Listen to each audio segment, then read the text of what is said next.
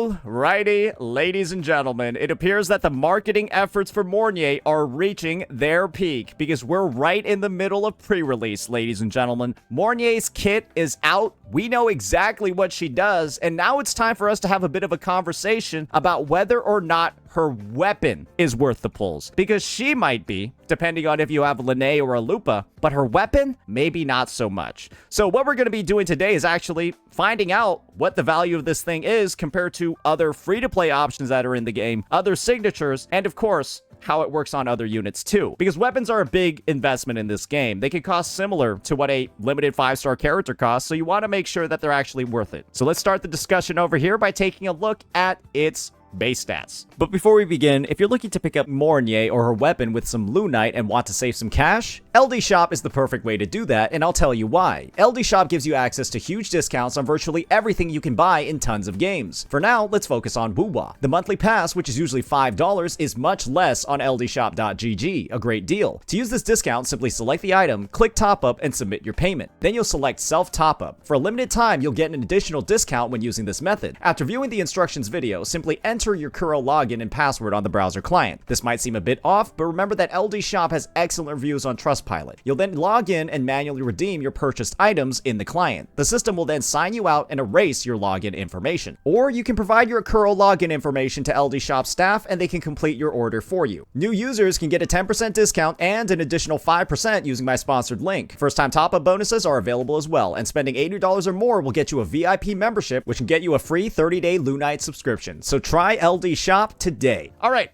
so taking a look at the Broadblade, we're going to have a Starfield Calibrator. Every pattern can be observed, every phenomenon... Mornye's a nerd.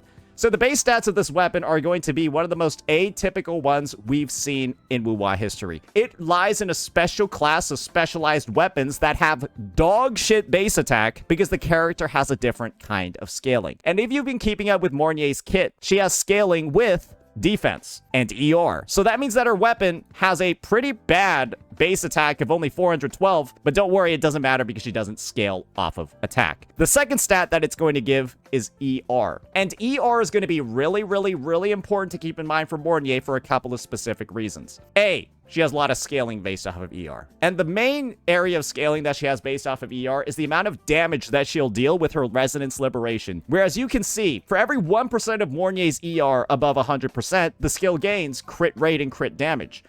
You want 260% total. And so Mornye has a couple of ways to get free ER in her kit. A, she's going to have her first inherent skill, which is going to give her 10% at a baseline. That's cool, right? Then she's also going to have the actual Sonata set herself that she's going to be using. And the one that she has built out for her is Halo of Starry Radiance.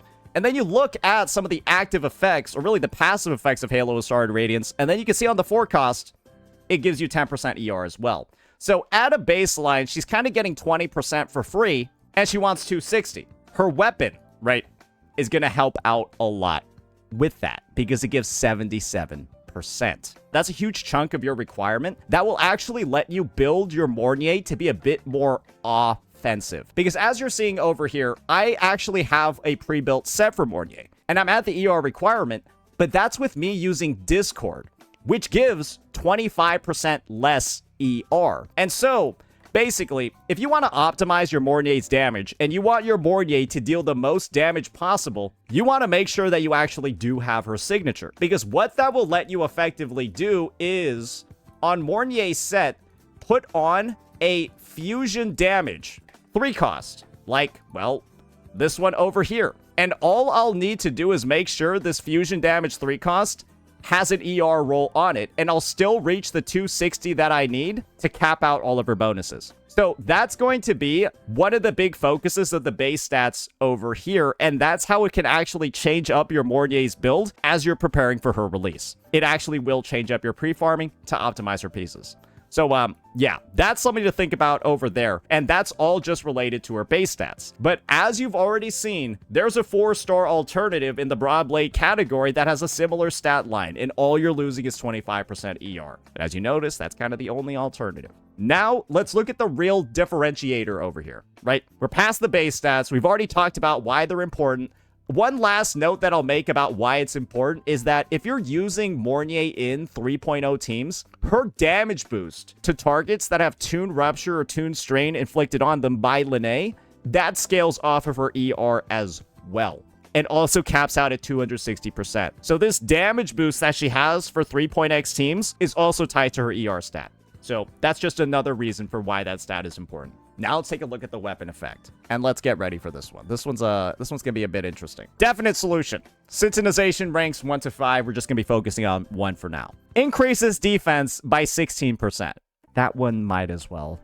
It can sort of exist. It can sort of not exist. The idea over here is that Mornye's healing scales off of defense, and her damage will probably scale a bit off of defense as well. So that is kind of just going to be like a raw healing, raw damage stat for her. Not too much, though, that you want to focus on necessarily. Because her second effect, Casting Liberation, restores 8 points of Concerto energy and can be triggered once every 20 seconds. And when the wielder heals resonators, Mornye has continuous healing, so permanent outtime on this effect. Increase crit damage of all nearby resonators in the team by 20% for 4 seconds. This thing's alright if you really want to, like, min-max, but this is also the second take I'm going to make. This is roughly equivalent to, if not the exact same thing as... You might already know what it is. It's pretty much the same fucking thing as Stellar Symphony. I almost don't know what the difference functionally is, other than instead of attack, you're giving crit damage. But it's only 20% crit damage, but this is 14% attack. A max attack roll on an Echo is 11.6%. A max crit damage roll is 21%. So, like, this is lower than a max roll on an Echo. This one's higher than the max roll on an Echo. So it's like, even from, like, I guess that perspective of, like, buffing, substat for substat, this one's better, which is a little bit odd. I almost feel like this is supposed to give 25 at level 1. I almost feel like it should give 25 at level 1 just to, like, kind of feel like in the same ballpark. But no, this is worse. This is, like, less value per substat than Shorekeepers. Aside from that, though, it's functionally exactly the same, where when you use your Liberation, you gain Concerto energy, so you speed up your rotation, and you get buffs to your healing and damage. But you probably already know the answer by now of whether or not this is actually that useful. And the answer is, based off of what we've seen from Stellar Symphony, it's a nice to have, but you don't need it. Because the incremental damage boost on your team from getting this is so small that it's only used for, like, the sweatiest of the sweatiest people that are trying to min-max as much as they can. Because I've already sort of spoiled the answer over here, ladies and gentlemen, of what the alternative is. You just go ahead and you stick a Discord on her. Because guess what? Chances are you'll be able to R5 a Discord much faster or much cheaper. You might already have one already compared to Mornye's signature. And guess what an R5 Discord does, guys? It gives double the Concerto energy of the weapon. And so essentially, the only difference between a Discord and this thing is having less ER, less defense, and no 20% crit damage buff to the entire team. That's the difference over here functionally, right? And my takeaway overall is going to be, if you want your Mornye to feel somewhat comparable to Shorekeeper, you might want to pull this. Because there's a bit of a realization that I feel like a lot of people need to have about Mornye's kit. A lot of similarities to Shorekeeper, especially in this weapon design and even in the kit design where Mornye summons a field, right? You can see over here she's got a field. But the thing is, this character's buffs are, like, kind of fucking bad outside of 3.0 teams. Do you want to know the only damage buff this character has in her kit? It's her outro skill. She has 25% all damage amplification and a 25% attack boost from her set. That's it. 25% amp, 25% attack. Shorekeeper gives 25% attack, 15% amp, and 12.5% crit damage and 25% crit or 12.5% crit rate, 25% crit damage. This means that Mornye's buffs versus Shorekeeper's are, Mornye gains 10% more all damage amp, but Shorekeeper gives 12.5% crit rate and 25% crit damage. That's the difference. And if you know how math in this game works, the crit is way more value than the 10% amp. And my honest take is the only way for the gap to feel relatively closed in general teams would be for Mornye to have her signature. Because otherwise, she's going to be so far behind Shorekeeper in general lineups that you're going to wonder why you're even using her instead of Shorekeeper in the first place. You guys get what's going on over here? Because otherwise, you have to ask yourself, why are you even pulling or using this character in the first place if she's just going to be a worse version of Shorekeeper? Well, that's because Mornye has that special relationship to Tune Strained and Tune Rupture, right? Where she gets that additional 40% damage scaling if she has somebody that can inflict it on her team. And if that's the case, right? If you have a Lunite, or if you have a Lupa, where you can instead use Lupa's insane mono fusion buffs that she has over here on her ultimate, right? The insane mono fusion buffs that she has and the insane fusion resistance reduction, you kind of need those as prerequisites, Lupa or Lunite, to even pull Mornye in the first place. Because otherwise, she's just a worse version of Shorekeeper in every other team. But if you're already pulling Mornye under those limited circumstances, you have a Lunite, you have a Lupa, then you don't need this fucking thing. Then you don't need this thing at all. Because you're already performing the support role above the level of anybody else with a Lupa or a Lunite. So the only reason to pull this, like I said before, ladies and gentlemen, is if you want your Mornye to be used outside of specific teams that she works well in and have a performance level similar to Shorekeeper. Otherwise, it's just pointless. I don't see any reason for it. You could, however, also, like I said before, just be focused on the min-maxing, right?